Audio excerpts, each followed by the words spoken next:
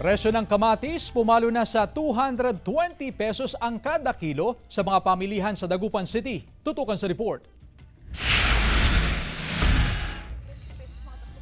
Bihira nang gumamit ng kamatis sa mga nilulutong ulam si Joyce. Sa sobrang taas daw kasi ng presyo ng kamatis, hindi na ito kaya pang isama sa mga bibilhin sa palengke. Hindi na po kami naglalagay ng ng kamatis po. Kamahal po, hindi na kaya ng po sa pang-araw-araw po namin. 200 pesos hanggang 220 pesos na ang kada kilo ng kamatis sa mga pamilihan sa Dagupan City.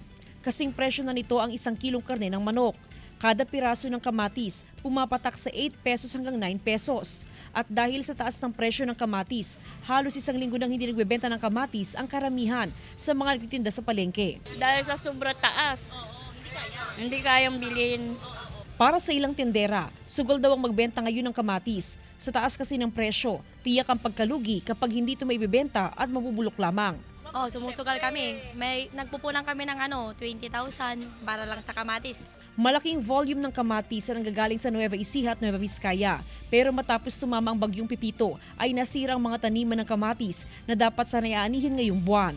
Pero ayon sa Sinag, inaasahan sa mga susunod na buwan ay magiging stable na rin ang presyo at supply ng kamatis dahil inaasahang makakapag-ani na ang mga magsasaka ng kamatis.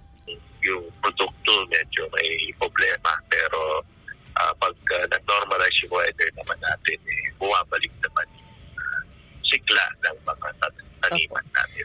Kasama si Ron Alistair Taniedo, Jasmine Gabriel Galban, One North Central Luzon.